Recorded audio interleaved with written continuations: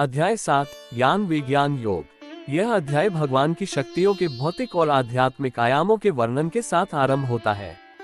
श्री कृष्ण व्यक्त करते हैं कि ये सब उन्हीं से प्रकट होते हैं और धागे में गुथे मोतियों की भांति उनमें स्थित रहते हैं। वे समूची सृष्टि के स्रोत हैं और ये सब उन्हीं में पुनः विलीन हो जाते हैं। उनकी प्राकृत शक्ति माया पर विजय प्राप्त करना अत्यंत दुष्कर है, लेकिन वे जो भगवान के शरणागत हो जाते हैं वे उनकी कृपा प्राप्त करते हैं और इस पर सरलता से विजय पा लेते हैं। आगे श्री कृष्ण उनके शरणागत न होने वाले 4 प्रकार के लोगों और उनकी भक्ति में तल्लीन रहने वाले 4 प्रकार के लोगों का वर्णन करते हैं। वे अपने भक्तों में उन्हें अत्यंत प्रिय मानते हैं, जो अपने मन और बुद्धि को उनमें विलय कर ज्ञान में स्थित होकर उनकी आराधना करते हैं। कुछ लोग जिनकी बुद्धि सांसारिक कामनाओं द्वारा हर ली जाती है, वे स्वर्ग के देवताओं की शरण में जाते हैं, किंतु ये स्वर्ग के देवता केवल अस्थायी भौतिक सुख प्रदान कर सकते हैं और इन क्षणभंगुर सुखों को भी वे भगवान से शक्तियां प्राप्त होने पर ही प्रदान कर सकते हैं। इस प्रकार से भक्ति का उपयुक्त लक्ष्य स्वयं भगवान है। श्री कृष्ण पुष्टि करते हैं कि वे परम सत्य और अंतिम गंतव्य या सिद्धि हैं और सर्वज्ञ, सर्वव्यापक और सर्वशक्तिमान जैसे शाश्वत दिव्य गुणों से संपन्न है, क्योंकि उनका वास्तविक स्वरूप उनकी दिव्य योगमाया शक्ति के आवरण द्वारा आच्छादित रहता है और इसलिए उनके अविनाशी दिव्य स्वरूप को सब नहीं जान सकते। यदि हम उनकी शरण ग्रहण करते हैं तब वे हमें उन्हें जानने का अपना दिव्य ज्ञान प्रदान करते हैं और उनको जानकर हम भी आत्मज्ञान और कार्मिक गतिविधियों के क्षेत्र का ज्ञान प्राप्त कर लेते हैं। परम प्रभु ने कहा, हे अर्जुन, अब ये सुनो कि भक्ति योग के अभ्यास द्वारा और मेरी शरण ग्रहण कर मन को केवल मुझमें अनुरक्त कर और संदेह मुक्त होकर तुम मुझे कैसे पूर्णतया जान सकते हो। अब मैं तुम्हारे समक्ष इस ज्ञान और विज्ञान को पुनर्तः प्रकट करूंगा, जिसको जान लेने पर इस संसार में तुम्हारे जानने के लिए और कुछ शेष नहीं रहेगा। हजारों में से कोई एक मनुष्य सिद्धि के लिए प्रयत्न करता है और सिद्धि प्राप्त करने वालों में से कोई एक विरला ही वास्तव में मुझे जान पाता है। पृथ्वी, जल, अग्नि, वायु, आकाश, मन, बुद्धि और अहंकार, ये सब मेरी प्राकृत शक्ति के 8 तत्व हैं। ये मेरी अपरा शक्तियां हैं, किंतु हे महाबाहु अर्जुन, इनसे अतिरिक्त मेरी पराशक्ति है। ये जीव शक्ति है जिसमें देहधारी आत्माएं जीवन रूप सम्मिलित हैं, जो इस संसार के जीवन का आधार है। ये जान लो कि सभी प्राणी मेरी इन 2 शक्तियों द्वारा उत्पन्न होते हैं। मैं संपूर्ण सृष्टि का मूल कारण हूँ और ये पुनः मुझमें विलीन हो जाती है। हे अर्जुन, मुझसे श्रेष्ठ कोई नहीं है। सब कुछ मुझ पर उसी प्रकार से आश्रित है जिस प्रकार से धागे में गुथे मोती। हे कुंती पुत्र, मैं ही जल का स्वाद हूँ, सूर्य और चंद्रमा का प्रकाश हूँ। मैं वैदिक मंत्रों में पवित्र अक्षर ओम हूँ। मैं ही अंतरिक्ष की ध्वनि और मनुष्यों में सामर्थ्य हूँ। मैं पृथ्वी की शुद्ध सुगंध और अग्नि में दमक हूँ। मैं सभी प्राणियों में जीवन शक्ति हूँ और तपस्वियों का तप हूँ। हे अर्जुन, ये समझो कि मैं सभी प्राणियों का आदि बीज हूँ।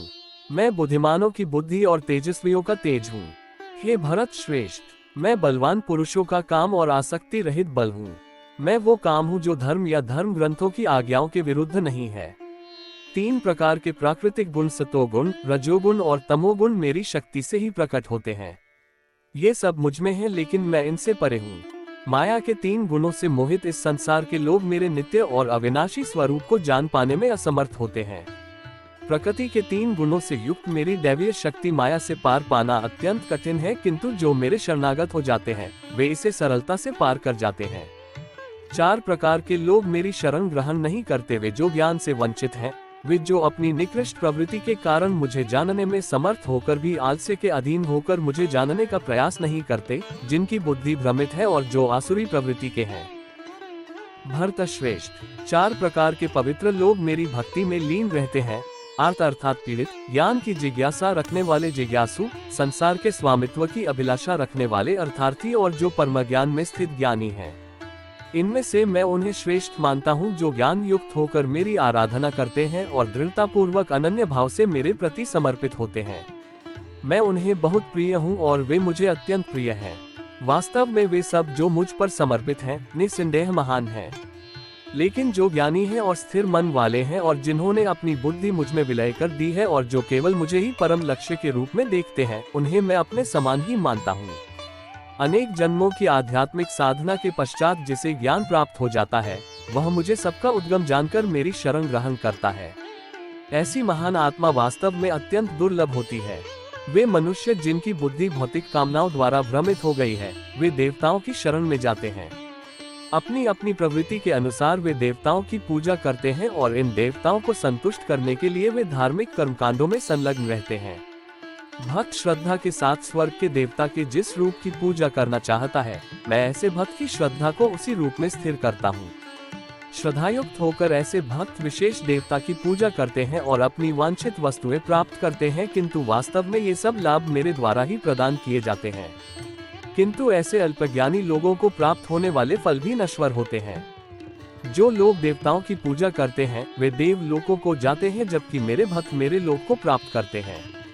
योगमाया द्वारा आच्छादित रहते हैं, इसलिए मूर्ख और अज्ञानी लोग यह नहीं जानते कि मैं अजन्मा और अविनाशी हूँ। अर्जुन, मैं भूत, वर्तमान और भविष्य को जानता हूँ और मैं सभी प्राणियों को जानता हूँ, लेकिन मुझे कोई नहीं जानता।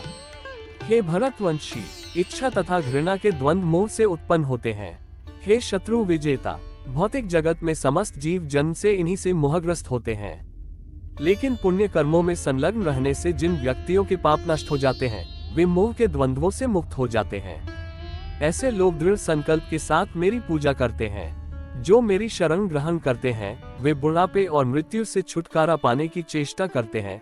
वे ब्रह्म, अपनी आत्मा और समस्त कार्मिक गतिविधियों के क्षेत्र को जान जाते हैं। वे जो मुझे अधिभूत, प्रकृति के तत्व के सिद्धांत और अधिदेव, देवतागण तथा अधियज्ञ, यज्ञों के नियामक के रूप में जानते हैं, ऐसी प्रबुद्ध आत्माएं सदैव यहाँ तक कि अपनी मृत्यु के समय भी मेरी पूर्ण चेतना में लीन रहती हैं।